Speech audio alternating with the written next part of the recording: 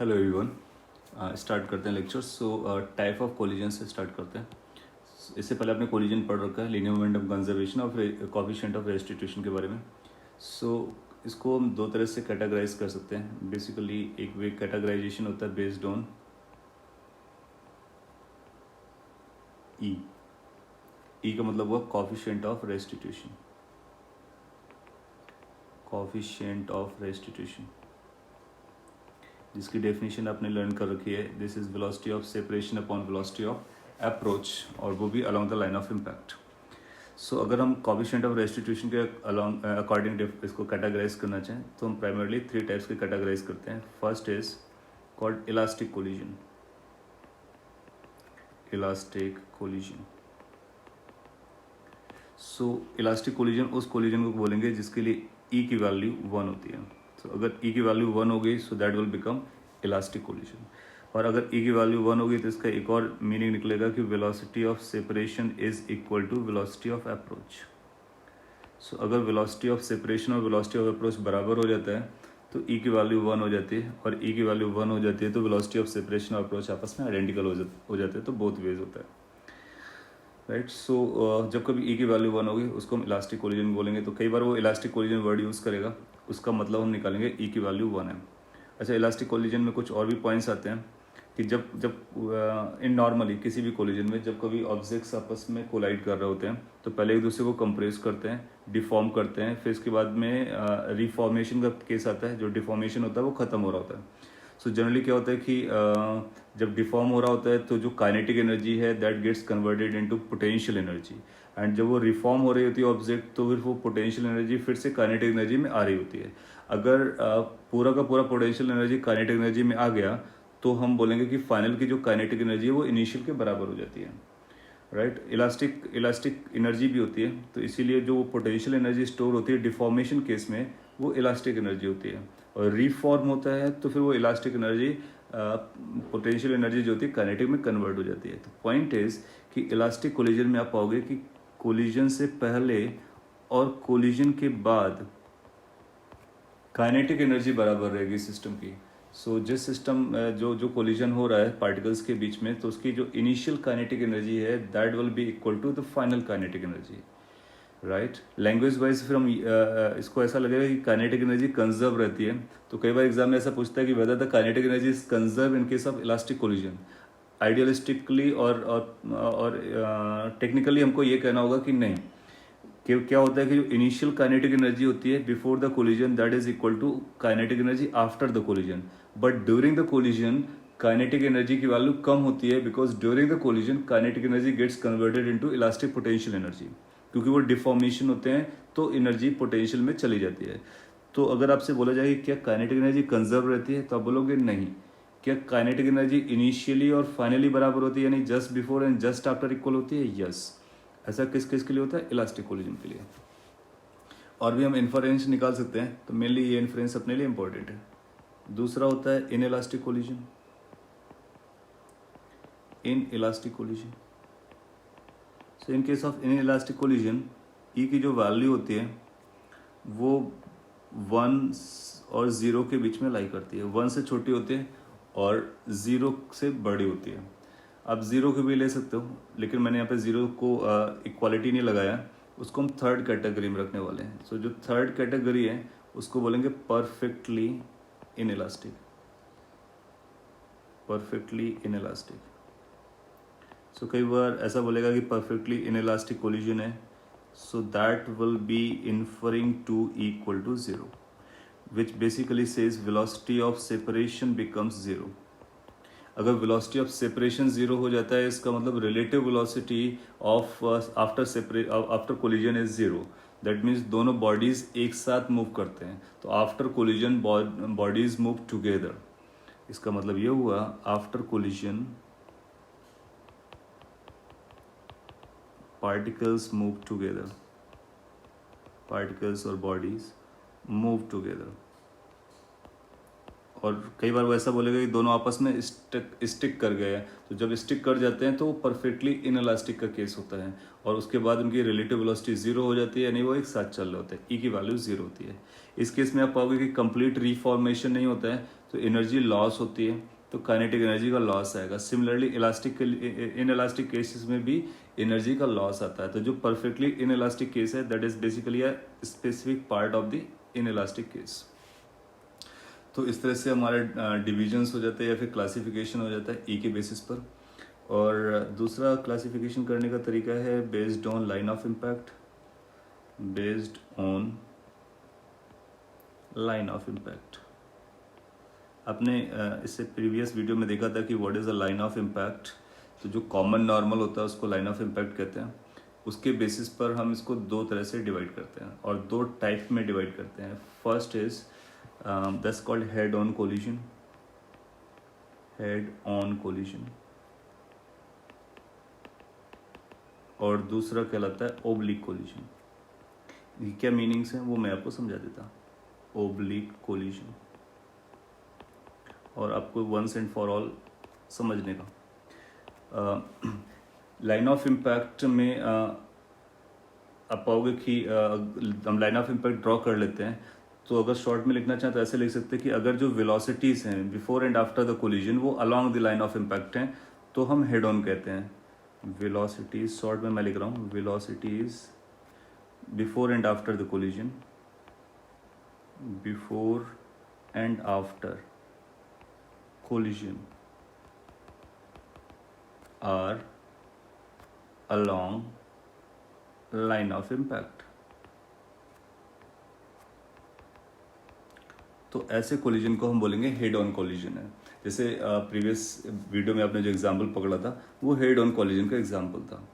और oblique collision क्या होगा, तो अगर वेलोसिटीज ऑफ पार्टिकल्स और velocity of particles before and after collision अगर वो लाइन ऑफ इम्पैक्ट के अलोंग नहीं रहती है, कोई भी वेलोसिटी अगर उसके अलोंग नहीं होती है तो फिर हम ऑब्लिक कहेंगे। सो ये आप बोल सकते हो कि इसका जस्ट अपोजिट, अगर हेड ऑन नहीं हुआ तो फिर ऑब्लिक हुआ, इफ नॉट हेड ऑन। तो अगर हेड ऑन नहीं है तो फिर उसको हम ऑब्लिक कैटेगरी में रखते हैं। फॉर इंस्टेंस मैं आपसे क्वेश्चन पूछता हूँ, आपको बताना है।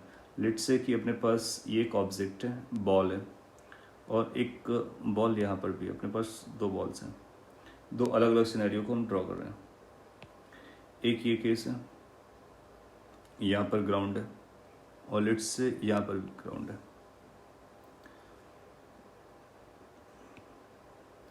इसको रिलीज किया गया, रेस से छोड़ दिया गया, फर्स्ट वाले को रिलीज्ड, और इसको इस तरह से वेलोसिटी देकर के थ्रो किया गया।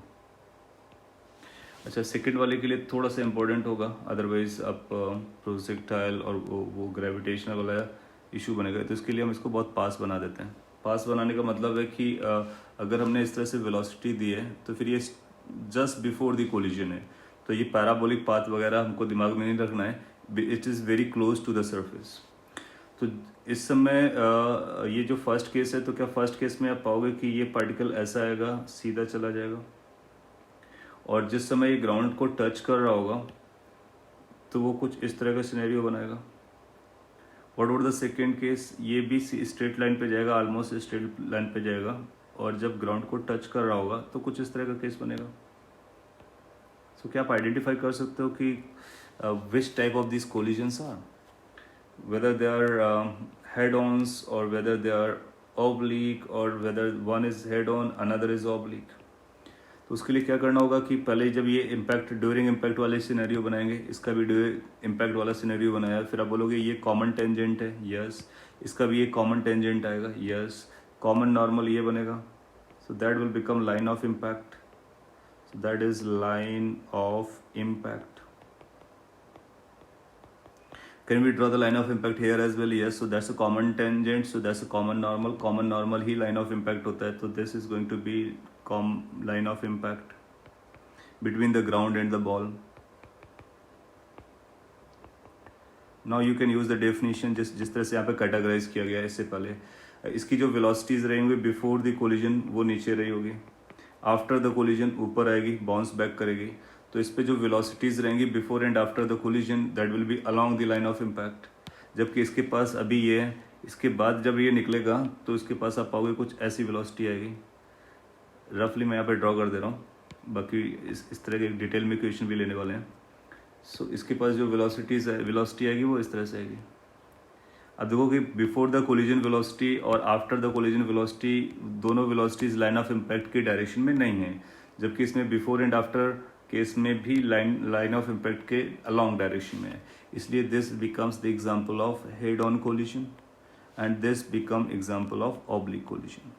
सो जब कभी आपको कोलिजन दिखाया जाए तो सबसे पहले हम लाइन ऑफ इम्पैक्ट को सर्च करेंगे और उसके बेसिस पर हम फिर देखेंगे कि जो वेलोसिटीज़ हैं क्या वो लाइन ऑफ इम्पैक्ट के अलॉन्ग रहती हैं बिफोर एंड आफ्टर दोनों केस में, तो फिर हम बोलेंगे कि वो हेड ऑन है, अदरवाइज ऑब्लिक केस है। फाइन। सो इस तरह से इनका क्लासिफिकेशन आपको समझ में आ गया। अब हम लोग कुछ एग्जांपल्स लेंगे जिसमें हेड ऑन और ऑब्लिक, इलास्टिक, इनइलास्टिक किसी भी तरह का कोलिजन होगा और उसको सॉल्व करने की कोशिश करेंगे। So let's start with the example. So यहाँ पर एक एग्जांपल पिक किया है। क्या है, यहाँ पर अपने पास एक ऑब्जेक्ट है या बॉल है, यू कैन थिंक ऑफ, और उसको हम यहाँ से रिलीज़ करते हैं। रिलीज़ किया गया है जो कि 20 मीटर हाइट पर है। डाउन साइड कोई प्लेटफॉर्म है और यू कैन थिंक ऑफ कि ग्राउंड है। ये ऑब्जेक्ट नीचे आएगी, इसके बाद कोलाइड करने के बाद ये ऊपर चली जाएगी। ऊपर कितने हाइट तक जाती है ये भी आपको बताया गया, it moves up to 5 metre. अपने को कोएफिशिएंट ऑफ रेस्टिट्यूशन बताना है। यस, बताते हैं। पहले क्या आप ये बता सकते हो कि किस तरह का कोलिजन है, I mean like whether its head on और ऑब्लिक, तो आपको समझ में आ जाएगा कि ये किस तरह का कोलिजन है। आप इसके जस्ट बिफोर द कोलिजन का फिगर बनाए, जस्ट आफ्टर द कोलिजन का फिगर बनाए, तो जो लाइन ऑफ इम्पैक्ट है वो जो लाइन दिख रही इसी पे लाइन ऑफ इम्पैक्ट है। इसकी इनिशियल वेलोसिटी इधर ही रही होगी along the line of impact. After that ये वेलोसिटी इधर हो जाएगी। लेट्स एज्यूम करते हैं कि ये वेलोसिटी बिफोर द कोलिजन की है v1, ये velocity just after the collision की है, ये v2 है। सो अपने पास दो ऑब्जेक्ट्स हैं जो कोलाइड कर रहे हैं, एक तो बॉल है, दूसरा ग्राउंड है। ग्राउंड अपनी जगह से मूव नहीं करेगा क्योंकि बहुत भारी होता है, तो बॉल मूव कर रही है, इसको तो ग्राउंड को हम पूरी स्टोरी में रेस्ट मान के चलेंगे, राइट। सो पहले तो कोएफिशिएंट ऑफ रेस्टिट्यूशन की डेफिनेशन लगाएंगे। What is this? It is velocity of separation divide by velocity of approach. तो ये जो कोलिजन हो रहा है इसमें अप्रोच किस वेलोसिटी से किया है, तो जिस वेलोसिटी से इंसिडेंट हुआ, यानी v1 is the velocity of approach. किस वेलोसिटी से सेपरेट करेगा, v2 is the velocity of separation, और अर्थ रेस्ट पर है तो ये v2 अपॉन v1 बन जाएगा। सो e की value should be written as v2 by v1। अब प्रॉपर्ली लिखना चाहो तो +0 और +0 लिखेंगे क्योंकि अर्थ रेस्ट पर है, इसलिए दूसरी बॉडी रेस्ट पर होने की वजह से केवल v2 बाई v1 आएगी। दैट मीन्स नॉन वर्ड हम लोग याद भी रख सकते हैं कि जो v2 की वैल्यू होती है आफ्टर स्ट्राइकिंग द ग्राउंड, कोई बॉल अगर ऊपर से फॉल करती है तो e into V velocity v1 velocity से चलती है। एक इंपॉर्टेंट फॉर्मूला है जिसका कई बार यूज आ जाएगा। एनीवे, अपने को v1 v2 निकालना है। v1 v2 निकालने के लिए काइनेमेटिक्स या वर्क एनर्जी थ्योरम या एनर्जी कंजर्वेशन कुछ भी लगाया जा सकता है। v1 की वैल्यू आएगी √2g h1, let's call it to be h1। So ये h1 हो जाएगा, इसकी वैल्यू रख लो, ये 20 है, वो भी 20 लिखा है तो ये 20 मीटर पर सेकेंड आ जाएगा। फिर आप v2 निकालोगे, उसके लिए भी यहाँ तक जाता है ऐसा बोल रहा था, यानी फिर से रेस्ट पर आया होगा। सो √2g h2 हो जाएगा एनर्जी कंजर्वेशन से, और अदरवाइज लेट्स इसको हमने h2 नाम दिया है। सो 5 और 20 100 तो ये 10 मीटर पर सेकेंड हो जाएगा। सो अपने को e की वैल्यू पता चल जाएगी immediately, how much v2 that is 10 divide by v1 which is 20, so how much it is coming is 1/2। इसका कोई यूनिट नहीं होता है क्योंकि वेलोसिटी बाई वेलोसिटी है, तो ये यूनिट लेस क्वांटिटी है, तो हाफ बोल सकते हो और 0.5 बोल सकते हो। यहाँ से अपना आंसर आ जाता है। तो इस एग्जाम्पल से आपने क्या सीखा, इससे पहले जो हम क्वेश्चन कर पाते थे तो किसी हाइट से रिलीज किया ग्राउंड तक जाने में कैसा मोशन चलता था वो समझ पाते थे। अब हम ये समझ सकते हैं कि इसके बाद कोलिजन के बाद क्या होने वाला है। इसके बाद अब ये यहाँ पे स्टे नहीं करेगा, ये फिर से डाउन साइड आएगा, फिर कोलाइड करेगा, फिर ऊपर जाएगा, अब की बार ये कम हाइट तक जाएगा, फिर नीचे आएगा, फिर कम हाइट तक जाएगा, इस तरह से कोलाइड करता रहेगा।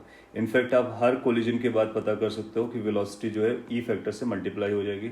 तो आप ये भी निकाल सकते हो कि टोटल कितना डिस्टेंस ट्रेवल किया है, कितना टोटल टाइम लगा हुआ है। Every calculation can be done. So उस तरह का एग्जाम्पल पिक कर लेते हैं तो आपको समझ में आ जाएगा। सो एग्जाम्पल सिमिलर टाइप का, ये एक ऑब्जेक्ट है, ये बॉल है, यहाँ से आपने रिलीज़ किया उसको। So you have released it from this position from rest, और ये ग्राउंड है, तो ये नीचे आएगा, फिर हाइट तक जाएगा, फिर नीचे आएगा, और इस तरह से कोलाइड करता रहेगा। कितनी बार कोलाइड करेगा, इनफाइनेटली मैनी टाइम्स कोलाइड करने वाला है। आपसे पूछता है कि बताइए नेट डिस्प्लेसमेंट पहले पार्ट में कितना आएगा बॉल का, और आपको कोफिशिएंट ऑफ रेस्टिट्यूशन दिया है। तो सिंस इसने डिस्प्लेसमेंट वर्ड यूज़ किया है तो हम बोलेंगे कि अल्टीमेटली आपको बॉल कहाँ पर मिलने वाली है। अल्टीमेटली बॉल आपको ग्राउंड पे मिलने वाली है after doing an number of infinitely many number of these collisions. Ultimately यहाँ सेटल हो जाएगा। तो इनिशियली ये था, फाइनली ये था, तो डिस्प्लेसमेंट किसके बराबर आ जाएगा, एच के बराबर आ जाएगा। तो इस ए पार्ट का आंसर काफ़ी सिंपल होगा। तो आप बोलोगे इसका जो आंसर आएगा that is going to be equal to H. फिर आपसे बी पार्ट पूछ लेगा, total distance travelled, total distance travelled by the ball और डिस्टेंस कवर्ड बाय बॉल। ये थोड़ा सा बेटर क्वेश्चन हो जाएगा। क्यों? क्योंकि बॉल हर बार जब चल रही होगी कोलाइड करने के बाद, तो हमने आपको पहले ये कैलकुलेट करना है कितने राउंड चलेगी, फिर हर हाइट को कैलकुलेट करना है, फिर सबको ऐड करना है अप्रोप्रिएटली। तो कैसे निकाल सकते हैं? तो बी पार्ट को मैं यहाँ पे सॉल्व करता हूँ, उसको आपको ध्यान से ऑब्जर्व करना है। हम लोगों ने अभी बात की कि जो इनिशियल वेलोसिटी आएगी वो v1 आएगी, और let's call it as v0, और ये v0 की वैल्यू कितना हो जाएगा, √2gh हो जाएगा। ठीक है। इसके बाद ये बाउंस बैक करेगा, बिल्कुल बाउंस बैक करेगा। तो जब ये बाउंस बैक कर रहा होगा तो उस समय फर्स्ट टाइम जब बाउंस बैक करेगा तो कितना वेलोसिटी लेके जाएगा। हम लोग डायरेक्टली बोल सकते हैं कि लेट्स से ये v1 वेलोसिटी है, और ये v1 की जो वैल्यू आएगी, क्या हम बोल पाएंगे ये ev के बराबर, v0 के बराबर आएगी। यस। और इसके बाद ये ऊपर जाएगा किसी हाइट तक, फिर से वापस आएगा। जब ये वापस आ रहा होगा तो हम जानते हैं कि वापस आने के टाइम पे इसके पास वेलोसिटी v1 ही होगी। लेकिन जब ये इसके बाद अगले टाइम पे राइज अप करेगा तो फिर ये अगेन ev2 से चले ev1 से जाएगा, यानी v2 आप कह सकते हो। और ये जो v2 की वैल्यू होगी वो ev1 होगी, जिसका मतलब e² v0 होगी। तो सेकेंड टाइम कोलाइड करने के बाद जब अपसाइड जाएगा तब e² के बराबर जाएगा। लेट्स से एज्यूम करते हैं कि ये जो हाइट गया था ये h1 हाइट थी, सेकेंड टाइम जाएगा h2 आएगा, थर्ड टाइम जाएगा वो h3 जाएगा। इस तरह से इसकी हाइट जाती हैं। तो कैन वी से कि जो टोटल डिस्टेंस आएगा ये v2 है, v2 को हम लोग लिख रहे हैं e² v0, और v3 आप पता कर पाओगे v3 कितना जाएगा, eq v0। इस तरह से चलता रहेगा। तो हर कोलिजन के बाद कितनी वेलोसिटी आएगी, पहला पॉइंट ये बता सकते हैं। फिर हम टाइम ऑफ फ्लाइट निकाल सकते हैं। किसी भी केस के लिए जो टाइम ऑफ फ्लाइट होता है वो 2v1/g आएगा। फिर आगे भी निकाल सकते हैं। तो इस तरह से टोटल टाइम भी निकाला जा सकता है। अपने को डिस्टेंस निकालनी है तो अपना क्वेश्चन पे स्टिक रहते हैं। तो distance, total distance can be calculated like this, s is equal to, पहले ये कितना आएगा डाउन साइड, तो पहले ये h आएगा, फिर ऊपर h1 गया, नीचे h1 जाएगा तो 2h1 हो जाएगा, एक्चुअल पाथ लेंथ चाहिए, फिर ट्वाइस h2 जाएगा, फिर ट्वाइस h3 जाएगा। इस तरह से चलते हुए इनफाइनाइट टर्म तक चलेगा, राइट। तो अब इसकी वैल्यू रख देते हैं। अच्छा, h1 कैलकुलेट कर लेते हैं। ये जब अपने को v1 पता चला तो क्या यहाँ पर h1 की वैल्यू हम बोलने वाले हैं कि ये जाएगा v1 का square divide by 2g। v1 का स्क्वायर का मतलब हो जाएगा ये e² v0² बाई 2g, और v0² by 2g basically h है तो ये e² बाई h हो जाएगा। अगर आपको ये समझ में आया कि ये e² बाई h हो जा रहा है तो व्हाट अबाउट h2, क्या हम लोग h2 के बारे में कुछ बोल पाएंगे? सेकेंड कितना हाइट तक जाएगा, उसमें एक और e मल्टीप्लाई हो गया होगा, और जब हम स्क्वायर करेंगे तो एक और e² मल्टीप्लाई होकर गया तो क्या ये e⁴h हो जाएगा। तो आप पाओगे कि इस तरह से ये बढ़ता हुआ चला जाएगा। तो टोटल डिस्टेंस अपने को मिलेगा h plus 2 times e²h plus 2 times e⁴h plus 2 times, उसके बाद e² आएगा तो ये पावर बढ़ता चला जाएगा। सो क्यूब का स्क्वायर करोगे तो 6 हो जाएगा, तो e⁻⁶h एंड सो ऑन। इसके बाद थोड़ा सा मैथमेटिक्स लगेगा। इस h को आप चाहो तो अलग कर सकते हो, और यहाँ से ट्वाइस e²h को कॉमन ले सकते हो। तो अपने पास आएगा 1 plus e² plus e⁴ plus e⁻⁶ and so on. E की वैल्यू 1 से छोटी है तो ये इनफाइनाइट जीपी का केस हो गया। इनफाइनाइट जीपी के लिए आप जानते हो कि क्या इक्वेशन लगानी होती है। सो ट्वाइस e²h, ये बनेगा इनफाइनाइट जीपी के लिए आप लिखते हो first term a divide by 1 minus r की वैल्यू कितनी दी है e²। सो इस तरह से अपने को ये सेटल हो जा रहा है। अब आप चाहो तो टोटल एच कॉमन ले लो। अगर टोटल एच आपने कॉमन ले लिया तो ये बनेगा 1 plus twice E square divide by 1 minus E square. Make sense? So total distance covered is going to be, इसको आप रीराइट कर सकते हो। So it should be H 1 plus E square divided by 1 minus e square. That is going to be the total distance covered by the ball in their collisions after infinitely many collisions. So कितने collisions आएंगे? Infinite number of terms आ रहे थे। अब यहाँ पर e की value अगर आपने जीरो कर दिया तो e की वैल्यू अगर जीरो करोगे तो कौन सा कोलिजन हो जाएगा? इनइलास्टिक कोलिजन होगा, कंप्लीटली इनइलास्टिक कोलिजन हो जाएगा। तो ये फर्स्ट टाइम आने के बाद ही स्टिक कर जाएगा। तो टोटल डिस्टेंस कितना चलना चाहिए? h। तो e को जीरो करोगे तो h का आंसर आ जाएगा। फिर अगर आपने e को 1 रख दिया, सो अगर आपने e को 1 प्लेस कर दिया, इसका मतलब आप इलास्टिक कोलिजन की बात कर रहे हो। इलास्टिक कोलिजन का मतलब होगा दूसरी बार भी उसी हाइट तक जाएगा, तीसरी बार भी उसी हाइट तक जाएगा, तो फिर ये इनफाइनाइटली मैनी टाइम तक उसी हाइट तक चलता रहेगा। इसका मतलब टोटल डिस्टेंस इनफाइनाइट हो जाएगी। तो e को अगर हम 1 रखेंगे तो ये इनफाइनाइट भी डिलीवर करेगा। इस तरह से हम जस्टिफाई भी कर सकते हैं कि हमारा आंसर सही जा रहा है या नहीं। फाइन। इसके बाद बेसिक केस कर लेते हैं जिसमें कोलिजन होता है दो पार्टिकल का। इस पर एक और क्वेश्चन आपसे पूछा जा सकता है कि कितना टाइम लगने वाला है, टोटल टाइम कितने टाइम तक ये कोलिजन करता रहेगा। तो इसका टाइम निकाल सकते हो, फिर इनका टाइम ऑफ फ्लाइट, सभी के टाइम ऑफ फ्लाइट को भी ऐड कर सकते हो। उस पर भी एक अच्छे से जीपी बन जाएगी, इनफाइनाइट जीपी, उसका सब निकाला जा सकता है। सो वो आप सॉल्व कर सकते हो एज अ होमवर्क प्रॉब्लम। और अभी हम लोग आगे बढ़ते हैं जिसमें ये समझते हैं कि अगर दो पार्टिकल कोलाइड करते हैं तो क्या क्या स्पेशल केसेस बन सकते हैं। सो लेट्स से ये दो पार्टिकल्स हैं और ये कोलाइड करने वाले हैं। इनका साइज़ बहुत छोटा है, उनकी लाइन ऑफ इम्पैक्ट एक ही तरफ इस तरह से रहेगी। तो आप पाओगे कि ये हेड ऑन कोलिजन की हम लोग बात कर रहे हैं और अपने को ई वैल्यू दे देगा। तो ये तो बिफोर द कोलिजन का केस था। आफ्टर कोलिजन क्या होगा वो पहले आपको प्रिज्यूम करना पड़ेगा और एज्यूम करना पड़ेगा। अब ऐसा एज्यूम करेंगे ये V1 है, ये V2 है। एग्जैक्टली सिमिलर हम लोग ऑलरेडी एग्जाम्पल की बात कर चुके हैं, जस्ट रिपीटिंग इट। फिर उसके स्पेशल केस पकड़ लेंगे। तो पहला पॉइंट होगा linear momentum conservation. As per that you will find m1 u1 plus m2 u2। Direction सब पॉजिटिव इसलिए ऐसा लिखा जा रहा है, m1 v1 plus m2 v2।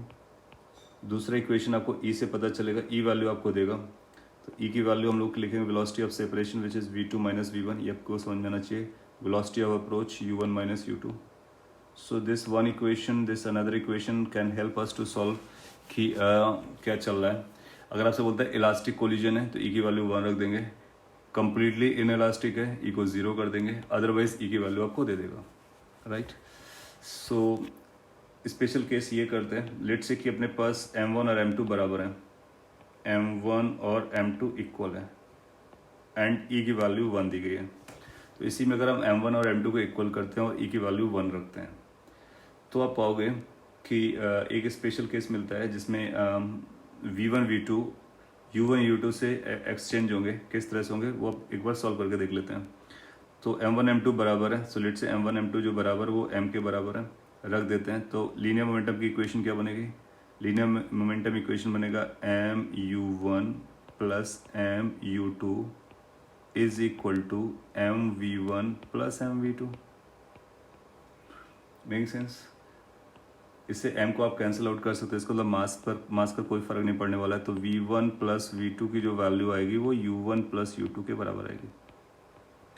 फिर e की वैल्यू 1 लगाते हैं, e इज इक्वल टू 1 लगाना है। इसका मतलब वो velocity of separation v2 minus v1 is equal to velocity of approach u1 minus u2।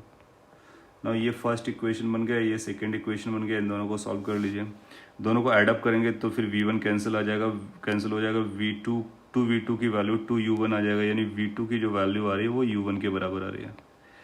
And v1 की वैल्यू किसके बराबर आ जाएगी?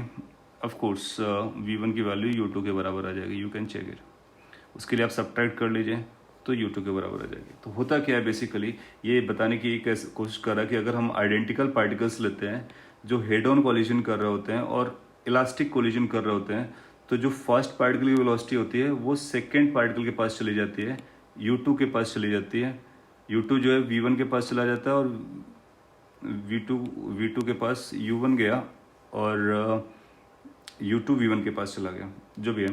तो पॉइंट है इसकी जो फर्स्ट पार्टिकल की वेलोसिटी होती है वो सेकंड को मिल जाती है, सेकंड पार्टिकल की जो वेलोसिटी होती है वो फर्स्ट को मिल जाती है। एक्सचेंज कर लेते हैं। वो कब, किस कंडीशन पे?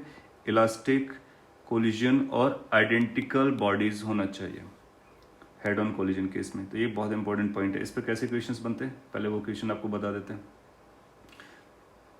सो क्वेश्चन को हम शॉर्टकट में ही बताते हैं। ये बोलता है identical balls are placed like this. तो सभी आइडेंटिकल हैं, सरफेस जो है वो स्मूथ है, उनके नाम ABCD हैं, बॉल के लोग बॉल्स के नाम दिए गए हैं। और लेट्स से फर्स्ट को आप एक वेलोसिटी देते हो v0 और इसके बाद छोड़ देते हो, और आपसे पूछा जा सकता है कि बताइए how many collisions have been taking place and at any instant. आपसे पूछा जा सकता है किसी बॉल के बारे में वेलोसिटी बताइए। साथ साथ ये भी बोलेगा कि all collisions are elastic, all collisions are elastic.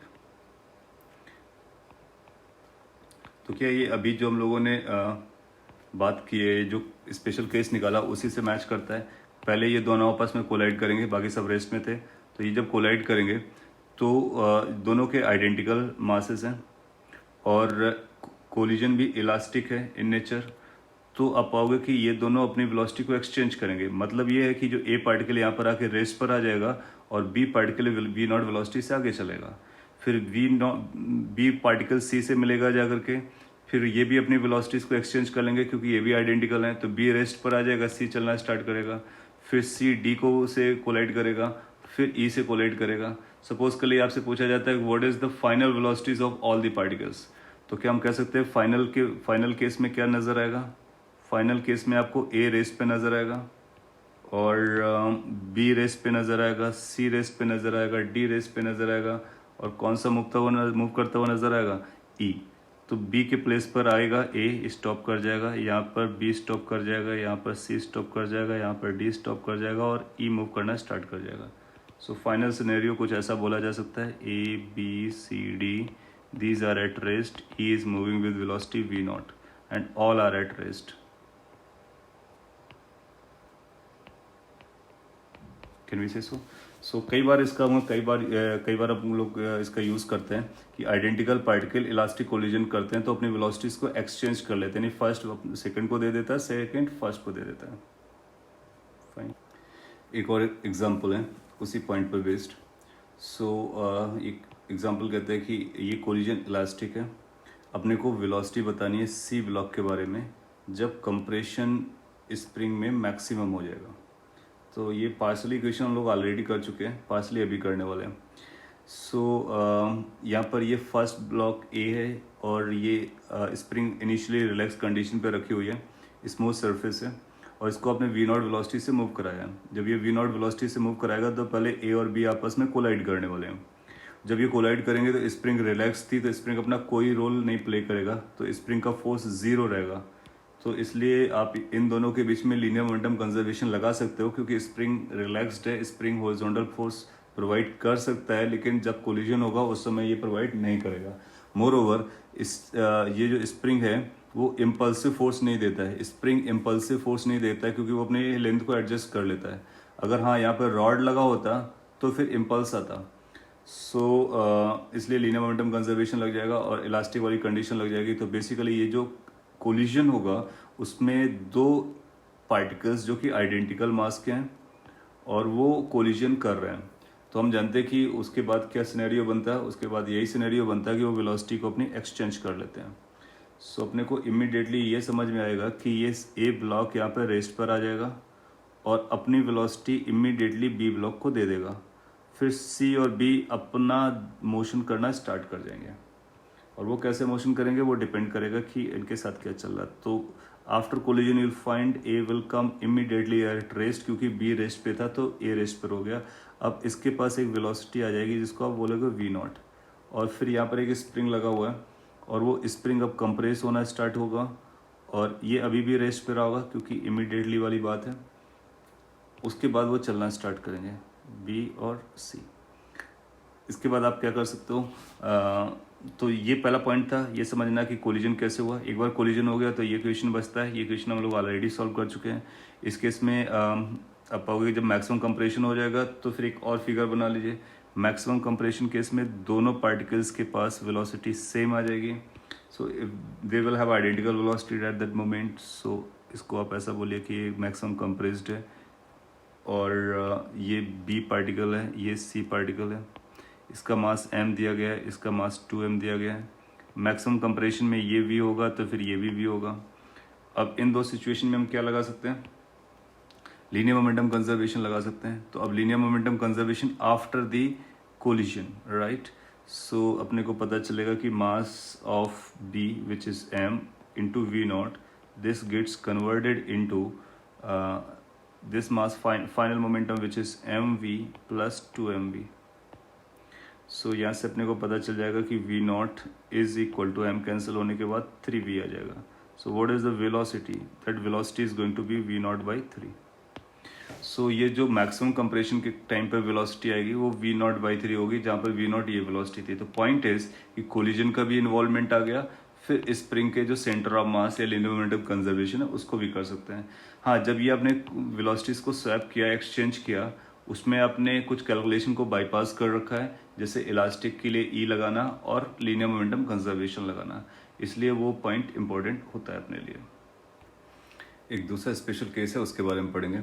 यहाँ पर दो पार्टिकल्स कोलाइड करेंगे, तो उसमें से एक बॉडी या एक पार्टिकल का मास बहुत ज़्यादा बड़ा होगा सेकेंड के साथ, बहुत ज़्यादा बड़ा होगा। जैसे कि लेट से एक वॉल है बहुत बड़ी सी, और वो वॉल मूव कर रही है, उसके आगे एक छोटा सा पार्टिकल जा रहा है, वो पार्टिकल वॉल की तरफ भी आ सकता है और वॉल के अगेंस्ट भी जा सकता है। तो ये जो वॉल का मास है वो बहुत ज़्यादा होता है। तो अगर एक बहुत बड़ी मास की ऑब्जेक्ट होती है तो क्या फ़र्क पड़ता है, तो इसलिए m1 बहुत ज़्यादा बड़ा है m2 से और इसका कोलिजन हो रहा है। और हम लोग ये भी समझ के चल रहे कि इलास्टिक कोलिजन है, स्पेशल केस है इलास्टिक कोलिजन की हम लोग बात कर रहे हैं। अगर ये इलास्टिक कोलिजन की बात करेंगे तो ये बिफोर कोलिजन की सिनेरियो दी गई है। आप आफ्टर कोलिजन बनाना चाहोगे तो आफ्टर कोलिजन में एक छोटा सा पार्टिकल रहेगा, एक बड़ा सा पार्टिकल रहेगा, और दोनों की वेलोसिटीज अपने को चाहिए। इसकी वेलोसिटी लेट से इसकी जो वेलोसिटी है वो v1 है और इसके पास जो वेलोसिटी है वो v2 है, उसी नॉर्म्स के अकॉर्डिंग। सो अपने को अगेन लीनियर मोमेंटम कंजर्वेशन लगाना चाहिए। लीनियर मोमेंटम कंजर्वेशन के अकॉर्डिंग अपने को मिलेगा m1 u1 plus m2 u2 is equal to m1 v1 plus m2 v2। अब डायरेक्टली बोल सकते हो कि ये बहुत बड़ी ऑब्जेक्ट है तो इसके छोटी ऑब्जेक्ट को कोलाइड करने से उस पर कोई फर्क नहीं पड़ेगा। जैसे अर्थ है, अर्थ में अगर एक बॉल को आप ड्रॉप करो तो अर्थ पे कोई फर्क नहीं पड़ता है। तो बेसिकली जो v1 है वो u1 के बराबर आ जाएगा, उसको हम लोग प्रूव भी कर सकते हैं। और v2 को फिर अगर एक बार v1 u1 के बराबर आपने पकड़ लिया तो v2 हम यहाँ से इजीली निकाल सकते हैं। अच्छा, e की वैल्यू भी लगा सकते थे, तो e की वैल्यू आएगी v2 minus v1 divide by u1 minus u2, higher minus lower, right. और इसको अपने को 1 बोलना था, तो यहाँ से दो इक्वेशन से हम इनको सॉल्व कर सकते थे। तो इसके पास ये इक्वेशन अपने पास बन रही v2 minus v1, let's solve it properly. तो ये अपने लिए सेकेंड इक्वेशन हो गई। फर्स्ट ये थी, हम लोग फर्स्ट को मॉडिफाई कर सकते हैं। फर्स्ट को मॉडिफाई करते हैं क्योंकि हमको पता है कि m1 बहुत ज़्यादा है, तो अगर हमने इसको m1 से दोनों तरफ डिवाइड कर दिया तो क्या फ़र्क पड़ेगा, तो उसको m1 से दोनों तरफ डिवाइड कर देते हैं। ये बनेगा u1 plus m2 divide by m1, m2 divide by m1 यानी m1 से डिवाइड किया गया है, u2 is equal to v1 plus m2 divide by m1 v2। Now since m1 बहुत बड़ा है तो m2 अपॉन m1 की जो वैल्यू होगी वो टेंडिंग टू 0 चली जाएगी। उस 0 के अकॉर्डिंग ये जो फर्स्ट है वो फर्दर मॉडिफाई हो जाएगा, वो बोलेगा कि u1 ये 0 हो गया, ये भी टर्म 0 हो गया, तो u1 की वैल्यू जो आने वाली है अप्रोक्सीमेटली v1 के बराबर आनी चाहिए। बेसिकली हमको v1 पता चल गया कि v1 की वैल्यू u1 के बराबर आ जाएगी। So we came to know basically कि velocity of larger object will not change. So larger object will keep on moving with the same velocity as it was moving, right? ये केवल linear momentum से आता है, तो अगर e की value 1 दी है तो उसको हम फर्दर सिंप्लीफाई कर लेंगे, और अदरवाइज e की वैल्यू कुछ भी दी हो, larger object will keep on moving with the same velocity. That is the point you can think of. जैसे अर्थ और बॉल का पॉइंट ले सकते हो। एक बार अपने को ये पता चल गया तो एक ये पॉइंट निकल गया है। दूसरा पॉइंट क्या निकाल सकते हैं, e इक्वल टू 1 वाला। अब e इक्वल टू 1 से अपने पास ये इक्वेशन बनी थी, तो वहाँ से v2 निकाल सकते हैं। तो v2 माइनस v1 की जगह आप u1 लिख लीजिए, is equal to u1 minus u2। So this will give us कि v2 की वैल्यू क्या होगी, तो v2 की वैल्यू अपने को मिल जा रही है twice times u1 minus u2। So second particle के पास जो वेलोसिटी आएगी वो twice time this velocity of this heavy object, उसका ट्वाइस टाइम ऐड हो जाएगा और u1 सब्ट्रैक्ट हो जाएगा, तो ट्वाइस u1 माइनस u2 के बराबर हो जाएगा। अंडरस्टूड। सो इस तरह से हम दोनों सॉल्व कर सकते हैं। तो पॉइंट इज कि जब हैवी मास दिया जाएगा तो आप चाहो तो प्रॉपर इक्वेशन बना लो, फिर उसको टेंडिंग टू जीरो दिखा लो, या फिर याद रख सकते हो उसकी वेलोसिटी चेंज नहीं होती है और सेकंड की वेलोसिटी यहाँ से निकाल के बताया जा सकता है। ओके, सो आपको एक होमवर्क क्वेश्चन देता हूँ मैं बेस्ड ऑन द कॉन्सेप्ट जो अभी आपने लर्न किया। लेट्स से अपने पास एक हैवी वॉल है और उस एक छोटा सा पार्टिकल है जो कि रेस पे रखा हुआ है। ये वॉल 3 मीटर पर सेकंड से जा रही थी उसकी तरफ और कोलाइड करती है, और कोलिजन कैसा है, इलास्टिक कोलिजन है। अपने को बताना है कि वेलोसिटी ऑफ स्मॉल पार्टिकल क्या होगी आफ्टर द कोलिजन।